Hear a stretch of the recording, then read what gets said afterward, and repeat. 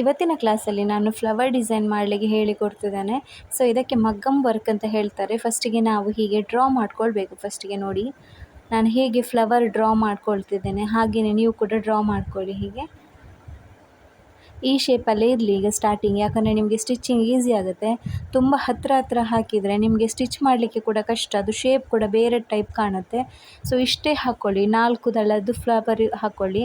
ಈಗ ನಾವು silk thread ತಗೊಳ್ಳುವ, ಅಂದರೆ 2 ಎಳೆ ದಾರ ತಗೊಳ್ಬೇಕು. ನಿಮ್ಮ ಹತ್ರ ಬೇರೆ ಸಿಲ್ಕ್ ಥ್ರೆಡ್ ಇಲ್ಲ ಅಂದರೆ ಈ ಸಿಲ್ಕ್ ಥ್ರೆಡನ್ನು ಹೀಗೆ ಯಾವುದಕ್ಕಾದ್ರೂ ಒಂದು ಸುತ್ಕೊಳ್ಳಿ. ಸುತ್ಕೊಂಡು ಹೀಗೆ 2 ಟೈಪ್ ಆಗುತ್ತೆ. ಈಗ ಎರಡು ಎಳೆ ದಾರ ತಗೊಂಡು ಒಂದು ನಾಟ್ ಹಾಕಿ ಕೆಳಗಡೆಯಿಂದ ನಾವು ಸ್ಟಿಚ್ ಮಾಡಬೇಕು. ಈಗ ಸಿಲ್ಕ್ ಥ್ರೆಡ್ ನಾವು ಹೇಗೆ ಚೈನ್ ಸ್ಟಿಚ್ ಮಾಡಿದ್ದೇವೆ ಅದೇ ಟೈಪಲ್ಲಿ ಒಂದು ಹೀಗೆ ಥ್ರೆಡ್ ತಗೊಂಡು ಹೀಗೆ ಮಿಡ್ಲಿಗೊಂದು ಚೈನ್ ತಗೊಳ್ಬೇಕು ಮತ್ತು ಎಂಡಿಗೊಂದು ಚೈನ್ ತಗೊಳ್ಬೇಕು. ಇಷ್ಟೇ, ಡಬಲ್ ಚೈನ್ ತಗೊಂಡ್ರೆ ಆಯ್ತು. ನೋಡಿ ಹೇಗೆ ಸ್ಟಿಚ್ ಮಾಡ್ತಿದ್ದೇನೆ ಕರೆಕ್ಟ್ ನೋಡ್ಕೊಳ್ಳಿ. ಶೇಪಿಗೆ ಸ್ಟಿಚ್ ಮಾಡಿ, ಅದರ ಒಳಗಡೆ ಹೊರಗಡೆ ಸ್ಟಿಚ್ ಮಾಡಬೇಡಿ. ನೋಡಿ ಹೀಗೆ ದೊಡ್ಡ ಚೈನ್ ತಗೊಳ್ಬೇಕು.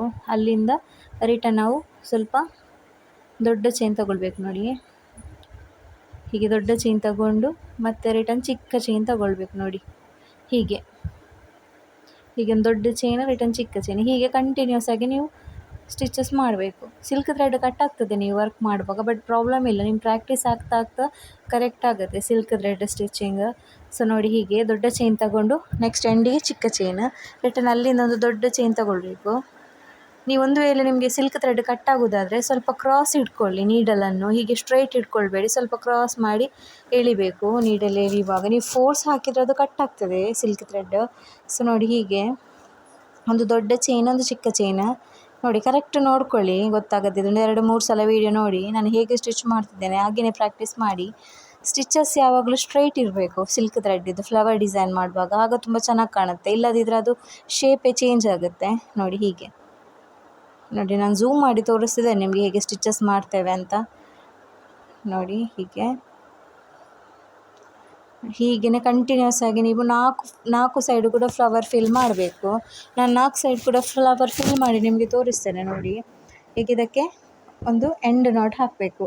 ಎಂಡ್ ನಾಟ್ ಹಾಕಿದ ಮೇಲೆ ಕೆಳಗಡೆಯಿಂದ ದಾರ ಎಳೆದು ನೋಡಿ ನೀವು, ಅಂದರೆ ಕೆಲವೊಮ್ಮೆ ಅದು ಲೂಸ್ ಆಗಿದ್ದರೆ ಥ್ರೆಡ್ ಹೋಗುತ್ತೆ. ನೋಡಿ ಹೀಗೆ, ಸೊ ಆದಷ್ಟು ಟೈಟಾಗಿ ನಾಟ್ ಹಾಕಲಿಕ್ಕೆ ಟ್ರೈ ಮಾಡಿ. ಹೀಗೆ ತೆಗೆದು ನೀವು ಚೈನ್ ಸ್ಟಿಚ್ ನಾಟ್ ಹಾಕ್ತಿರಲ್ಲ, ಸೇಮ್ ಮೆಥಡಲ್ಲಿ ನೀವು ಸಿಲ್ಕ್ ಥ್ರೆಡ್ ಕೂಡ ನಾಟ್ ಹಾಕಬೇಕು.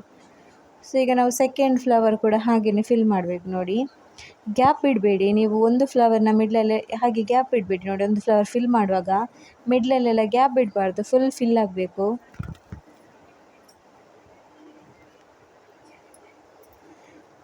ನೋಡಿ ಹೀಗೆ ಒಂದು ದೊಡ್ಡ ಚೈನ್ ತಗೊಳ್ಳಿ, ಚಿಕ್ಕ ಚೈನ್ ತಗೊಳ್ಳಿ, ರಿಟರ್ನ್ ದೊಡ್ಡ ಚೈನ್ ತಗೊಳ್ಳಿ, ಚಿಕ್ಕ ಚೈನ್ ತಗೊಳ್ಳಿ, ಹೀಗೇ ಮಾಡ್ತಾ ಹೋಗಿ. ಹೀಗೇ ಮಾಡಿದರೆ ನಿಮಗೆ ಕರೆಕ್ಟಾಗಿ ಸ್ಟಿಚಿಂಗ್ ಈಸಿ ಆಗುತ್ತೆ. ಇಲ್ಲದಿದ್ದರೆ ಥ್ರೆಡ್ ಕಟ್ ಆಗೋ ಚಾನ್ಸಸ್ ಇರುತ್ತೆ. ಸೊ ಒಂದು ವೇಳೆ ನೀವು ವರ್ಕ್ ಮಾಡುವಾಗ ಮಿಡ್ಲಲ್ಲಿ ಥ್ರೆಡ್ ಈಗ ಇಷ್ಟು ಮಾಡಿದರೆ ಈಗ ಕಟ್ ಆಯಿತು ಅಂದರೆ ನೀವೇನು ಮಾಡಬೇಕಂದ್ರೆ ನಾಟ್ ಹಾಕ್ಲಿಕ್ಕೆ ಆಗೋದಿಲ್ಲ, ಆಗ ಸ್ವಲ್ಪ ಗಮ್ ಹಾಕಿ ಅಂಟಿಸಿ ಅಲ್ಲಿಗೆ ಸಿಲ್ಕ್ ಥ್ರೆಡ್ನ. ನೋಡಿ ಹೀಗೆ ದೊಡ್ಡ ಚೈನ್ ಮತ್ತು ಚಿಕ್ಕ ಚೈನ್ ತಗೊಳ್ಳುವ. ಹೀಗೆ ನೋಡಿ ಹೀಗೇ ಕಂಟಿನ್ಯೂಸ್ ಆಗಿ ನೀವು ವರ್ಕ್ ಮಾಡಬೇಕು. ಸ್ಟ್ರೈಟ್ ಆಗಿರಲಿ ಸ್ಟಿಚಸ್. ನೀವೆಷ್ಟು ಮಾರ್ಕ್ ಹಾಕಿದ್ದೀರಾ ಅದರ ಒಳಗಡೆನೇ ಇರಬೇಕು ನಿಮ್ಮ ಫಿಲ್ಲಿಂಗ್, ಹೊರಗಡೆ ಬರಬಾರ್ದು. ಹೊರಗಡೆ ಬಂದರೆ ನಿಮ್ಮ ಫ್ಲವರ್ ಶೇಪ್ ಹಾಳಾಗುತ್ತೆ. ಸೊ ನೋಡಿ ಸಿಲ್ಕ್ ಥ್ರೆಡ್ ಸ್ವಲ್ಪ ಕಷ್ಟ ಆಗ್ಬೋದು. ನೋಡಿ ಇಂಥ ಫ್ಲವರ್ 2 ಮಾಡಬೇಕು ನೀವು, ಒಂದಲ್ಲ 2 ಮಾಡುವಾಗ ನಿಮಗೆ ಕರೆಕ್ಟ್ ಪ್ರಾಕ್ಟೀಸ್ ಆಗುತ್ತೆ. ನೋಡಿ ಹೀಗೇ ಸ್ಟಿಚಿಂಗ್ ಮಾಡ್ತಾ ಬನ್ನಿ. ಸೊ ಎಂಡಿಗೆ ನಾಟ್ ಹಾಕಿದರೆ ಆಯಿತು. ನೋಡಿ ಸ್ವಲ್ಪ ಕ್ರಾಸ್ ಹೋದರೆ ಪರವಾಗಿಲ್ಲ, ಬಟ್ ಫುಲ್ ಕಂಪ್ಲೀಟ್ ಕ್ರಾಸ್ ಆಗಿ ಸ್ಟಿಚ್ ಮಾಡಬಾರ್ದು ಫ್ಲವರ್ ಸ್ಟಿಚ್, ಸ್ವಲ್ಪ ಸ್ಟ್ರೈಟಾಗಿ ಇದ್ದರೆ ಒಳ್ಳೆಯದು. ನೋಡಿ ಹೀಗೆ ಫುಲ್ಲು 4 ಸೈಡ್ ಕೂಡ ನಾವು ಫಿಲ್ ಮಾಡುವ. ಹೇಗೆ ಫಿಲ್ಲಿಂಗ್ ಅಂತ ಗೊತ್ತಾಯ್ತಲ್ಲ. ಮತ್ತು ಸಿಲ್ಕ್ ಥ್ರೆಡ್ ಮಿಡ್ಲಿಂದ ಕಟ್ ಆಯಿತು ಅಂದರೆ ಸ್ವಲ್ಪ ಗಮ್ ಹಾಕಿ ಅಂಟಿಸಿ, ಮತ್ತು return not hockey return start ಮಾಡಿ ಸ್ಟಿಚಿಂಗ್, ಆಯಿತಾ. ಸ್ವಲ್ಪ ಸಿಲ್ಕ್ ಥ್ರೆಡ್ನ ಕ್ರಾಸ್ ಮಾಡಿ ಎಳಿಬೇಕು ಮೇಲ್ಗಡೆ. ಸಿಲ್ಕ್ ಥ್ರೆಡ್ ಅಲ್ಲ, ನೀಡಲನ್ನು ಸ್ವಲ್ಪ ಕ್ರಾಸ್ ಮಾಡಿ ಮತ್ತೆ ಮೇಲೆ ಎಳೀರಿ.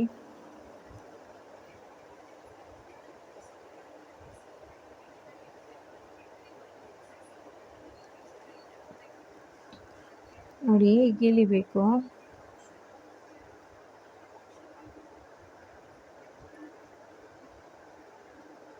ನೋಡಿ ಈಗ ಅಂದರೆ ನೀವು ಫಿಲ್ ಮಾಡ್ತೀರಲ್ಲ, ಫಿಲ್ಲಿಂಗ್ನ ಮಿಡ್ಲಲ್ಲಿ ಗ್ಯಾಪ್ ಬಿಡಬೇಡಿ, ಗ್ಯಾಪ್ ಬಿಟ್ಟರೆ ಅದು ಗಲೀಜು ಕಾಣುತ್ತೆ. ನೋಡಿ ಇಷ್ಟು ಹತ್ತಿರ ಇಡಬೇಕು ಸ್ಟಿಚಿಂಗ್, ಆಗ ಮಾತ್ರ ನಿಮಗೆ ಫ್ಲವರ್ ಶೇಪ್ ನೀಟಾಗಿ ಕಾಣುತ್ತೆ.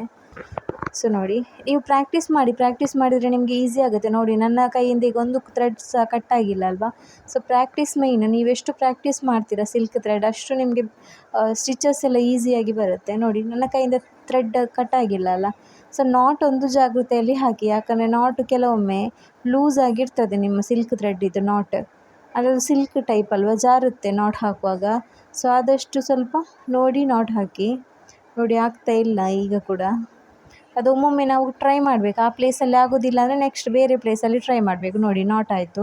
ಈಗ ನಾವು ಇಲ್ಲಿಂದ ಕೂಡ ಹೀಗೇ ಸ್ಟಿಚ್ ಮಾಡೋದು. ದೊಡ್ಡ ಚೈನ್